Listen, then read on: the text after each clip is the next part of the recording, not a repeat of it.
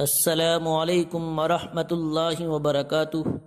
حضرات گرامی قدر، آج کا درس کا عنوان ہے حضرت یوسف علیہ السلام مصر کے تخت پر۔ حضرت یوسف علیہ السلام کو اللہ تعالیٰ نے خواب کی تعبیر بتانے کا علم دیا تھا۔ ایک دن قیدیوں میں سے 2 قیدی حضرت یوسف علیہ السلام کے پاس اپنے خواب کی تعبیر معلوم کرنے آئے۔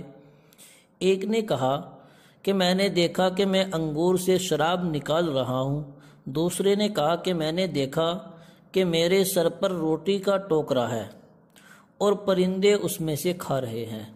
حضرت یوسف علیہ السلام نے دعوت کا موقع دیکھ کر پہلے ان کو ایک اللہ کی عبادت پر ابھارا اور پھر ان کے سامنے خواب کی تعبیر بیان کی کہ تم دونوں میں سے ایک اپنے آقا کو شراب پلائے گا اور دوسرے کو پھانسی دی جائے گی اور اس کا مغز پرندے کھائیں گے۔ پھر حضرت یوسف علیہ السلام نے ساقی سے کہا کہ تم بادشاہ کے سامنے میرا تذکرہ کرنا، لیکن وہ ساقی بادشاہ کے پاس جا کر بھول گیا اور حضرت یوسف علیہ السلام کئی سال تک قید خانے میں رہے۔ پھر کچھ دن بعد خود بادشاہ نے ایک پریشان کن خواب دیکھا جس کی تعبیر کوئی نہ بتا سکا، تو اس ساقی نے حضرت یوسف علیہ السلام سے پوچھا۔ یوسف علیہ السلام نے اس خواب کی تعبیر میں ایک آنے والی بڑی مصیبت سے آگاہ کیا اور اس کا حل بھی بتا دیا۔ جب بادشاہ نے یہ سنا تو بہت خوش ہوا اور یوسف علیہ السلام کو طلب کیا۔ حضرت یوسف علیہ السلام باہر نکلنے سے پہلے اپنی بے گناہی ثابت کرنے کا مطالبہ کیا۔ بادشاہ نے تحقیق کرنے کے بعد حضرت یوسف علیہ السلام کی بے گناہی کا اعلان کیا۔ حضرت یوسف علیہ السلام باہر آئے اور بادشاہ نے ان کا استقبال کیا اور بہت عزت افزائی کی۔ خواب کا پورا ہونا۔ مصر کی حکومت پر جو حاکم تھے وہ بہت ہی خائن اور عیش پرست تھے۔ حضرت یوسف علیہ السلام جانتے تھے کہ اگر معاملہ ایسے ہی رہا تو قحط کے زمانے میں لوگوں کا برا حال ہوگا۔ اس لیے حضرت یوسف علیہ السلام نے خود بادشاہ سے درخواست کی کہ وہ ان کو خزانے کا نگہبان بنا دے۔ بادشاہ نے حضرت یوسف علیہ السلام کی درخواست قبول کی اور ان کو مصر کے خزانوں کا حاکم بنا دیا۔ پیشین گوئی کے مطابق مصر اور شام میں قحط پڑا۔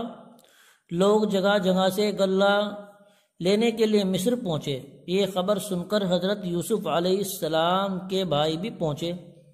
حضرت یوسف علیہ السلام نے ان کو دیکھ کر فوراً پہچان لیا، لیکن وہ حضرت یوسف علیہ السلام کو نہ پہچان سکے۔ حضرت یوسف علیہ السلام نے بنیامین جو ان کے ساتھ نہیں آئے تھے ان کے بارے میں پوچھا۔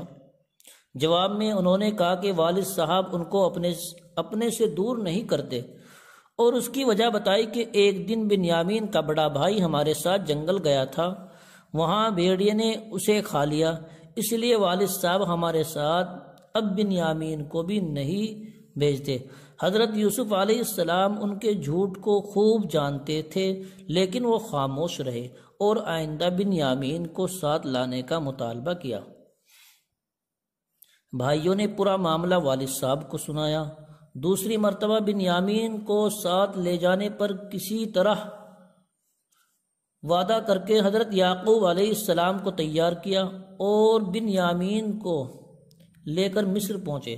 حضرت یوسف علیہ السلام نے بنیامین کو اپنے پاس ہی رکھ لیا۔ تیسری مرتبہ حضرت یوسف علیہ السلام نے اپنے آپ کو ظاہر کر دیا کہ میں وہی تمہارا بھائی یوسف ہوں۔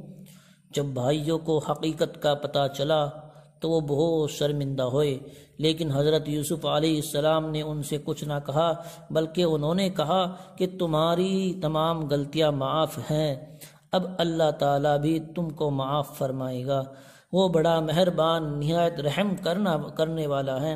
حضرت یوسف علیہ السلام نے بھائیوں کو اپنے والد یعقوب علیہ السلام اور تمام گھر والوں کو لے کر آنے کو کہا۔ حضرت یعقوب علیہ السلام تمام اہل و عیال کے ساتھ مصر پہنچے۔ حضرت یوسف علیہ السلام نے آگے بڑھ کر والدین کا استقبال کیا اور ان کو اپنے تخت پر بٹھایا۔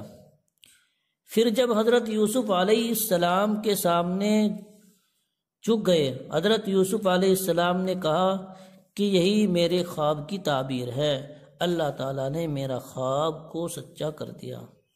اللہ تعالیٰ ہم سب کو عمل کی توفیق نصیب فرمائے۔